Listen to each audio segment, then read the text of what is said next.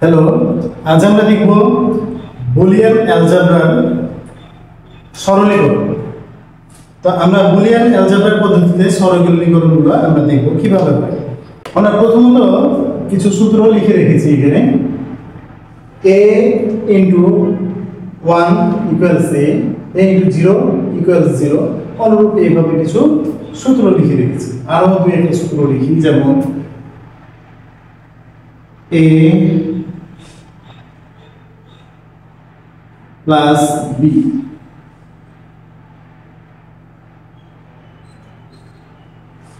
Equals, যদি এখানে আমরা দেখছি যে এখানে কম্বাইন্ড নট আছে, যখন কম্বাইন্ড নট থাকবে তখন তার নিচে যদি প্লাস থাকে, প্লাস থাকলে গুণ হবে, এবং যদি সেটা গুণ থাকে তবে হয়ে যাবে প্লাস।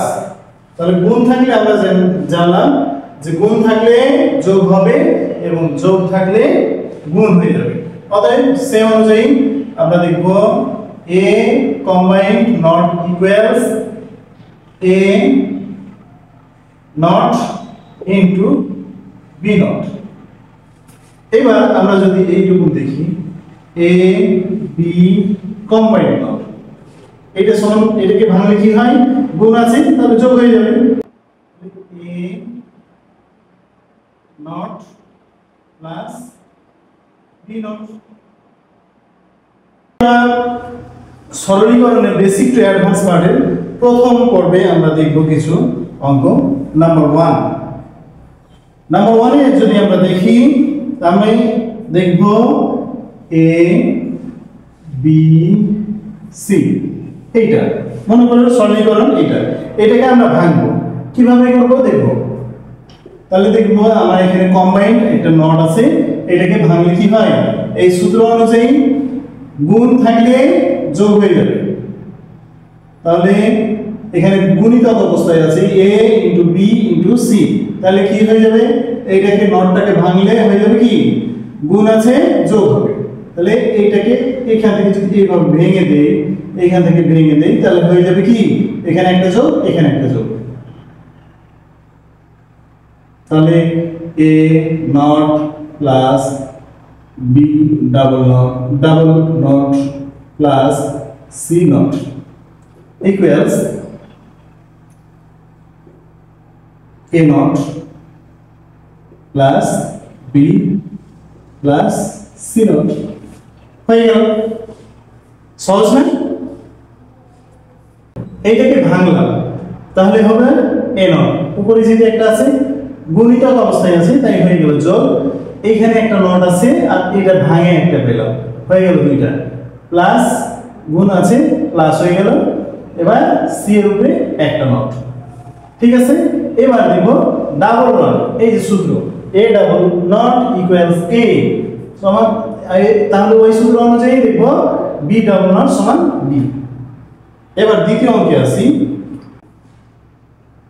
2 নম্বরে দেখব a b a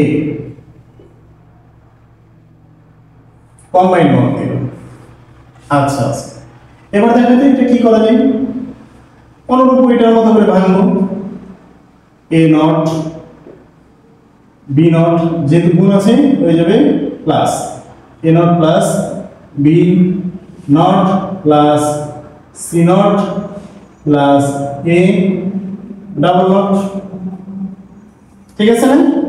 এটাকে করলে কি হবে, a not plus b not plus c not plus a, এটা আমরা এখানে রেখে দিতে পারি। নাম্বার 3,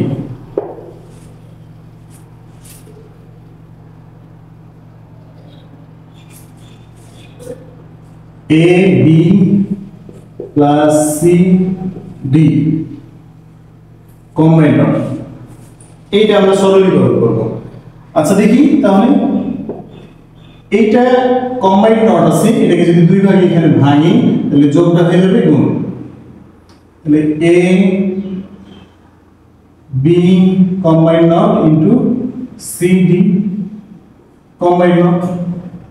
এবার এখানে মানে কি হবে, এখানে গুণ আছে, গুণটা হয়ে যাবে যোগ a plus b, not not এখানে ভাঙলাম, গুণ আছে হয়ে গেল যোগ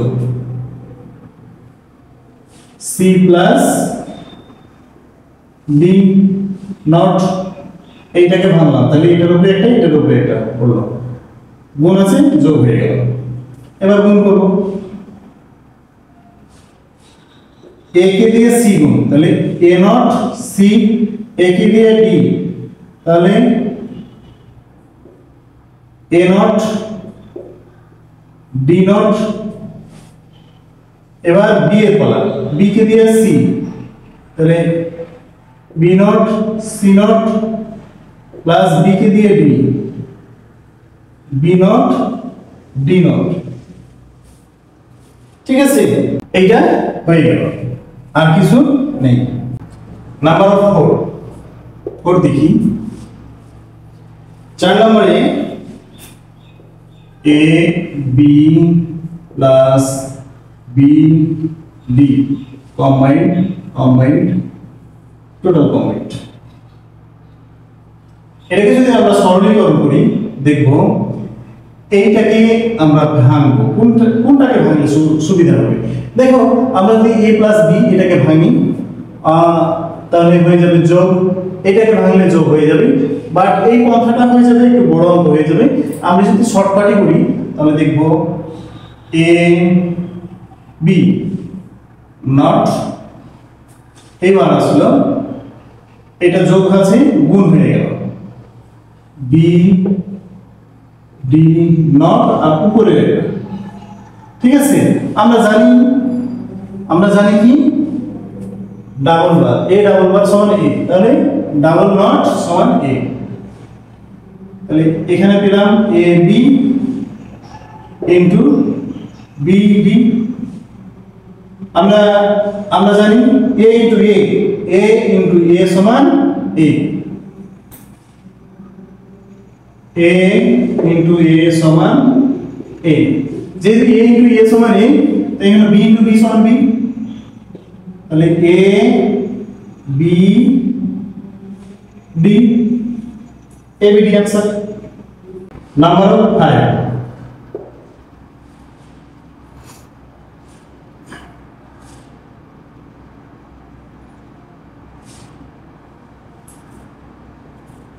a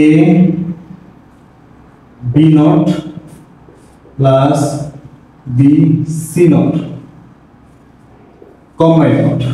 এর যদি আমরা ভাঙি a b নট কম্বাইন্ড, যেহেতু যোগ আছে গুণ b c নট কম্বাইন্ড, উপরেটা পেলাম। অনুরূপভাবে a b নট নট, এখানে একটা পেলাম, সরি এখানে গুণিতক সম্পর্ক আছে, গুণ থাকলে হয়ে যাবে যোগ a not plus b double not, এবার b not plus c double not. এবার দেখি a নট প্লাস b, কারণ হচ্ছে ডাবল নট থেকে উঠে যায়, b not plus c double not উঠে গেল। এবার গুণ করব a not b not, a কে দিয়ে b, a কে দিয়ে c, তাহলে a not c plus b কে দিয়ে b, b b নট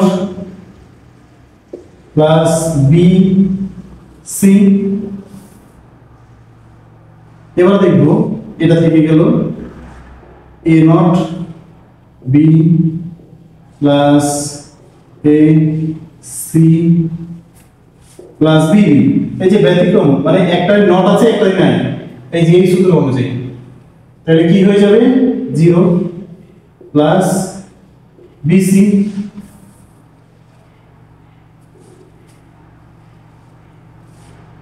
এখানে a not B not plus A C not plus BC.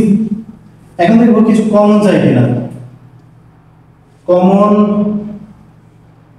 এই দুইটার মধ্যে কমন যাবে না, দুইটার মধ্যে কমন যাবে না। আসলে কমনের শর্তটা হচ্ছে আমরা তখনই কমন নিব যখন কমনের ভিতর অংশ থাকবে কোনো একটা সূত্রের অংশ। অর্থাৎ এই দুটার মধ্যে যদি আমি কমন নিই তাহলে এখানে কমন যায়, দেখা যায় এ নট কমন, তাহলে আছে কি B B not plus C not. এখন এইটা কমন আসলো, বাট আমরা এখানে কমন নিতে পারবো না, ততক্ষণ কমন নিতে পারবো না যতক্ষণ এই সূত্রের অধীনে না পড়বে। অর্থাৎ সূত্রের অধীনে না পড়লে আমরা এই সরলীকরণে কমন নিতে পারবো না, অতএব এটা হবে না, প্রযোজ্য হবে না। এটাই উত্তর। 6 নম্বরে আমরা লিখব এ বি প্লাস এ বি। এখানে দেব এবার বিবার কম্বাইন এইটা আমরা দেখব। এখানে আমরা যদি এই বারটাকে ভেঙে দিই তাহলে আমরা দেখব A not B combine into A B combine double. এইবার আছে এ নট বি কম্বাইন, এইটা ডাবল আছে, ডাবল থাকলে উঠে যায় ইনটু এ বি। এবার যদি আমরা এটাকে ভাঙি তাহলে গুণ হয়ে আছে, গুণ থেকে যোগ হয়ে যাবে এ ডাবল নট, এটাকে ভেঙে ডাবল নট পেলাম B not plus A B, double not উঠে যাবে, তাহলে থাকলো A plus B not A B. এইটাকে যদি আমরা গুণ করি তাহলে হবে A B plus A B B not.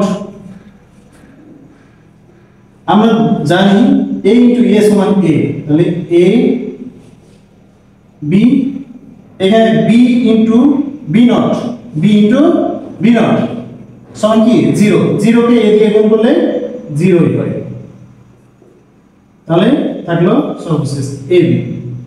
এটাই হচ্ছে অ্যানসার। ধন্যবাদ, আজ এই পর্যন্তই। ভালো লাগলে ক্লাসগুলো ফলো ও শেয়ার করে রাখো, টাইমলাইনে শেয়ার করে রাখো, যখন প্রয়োজন তখন দেখতে পাবে। ধন্যবাদ।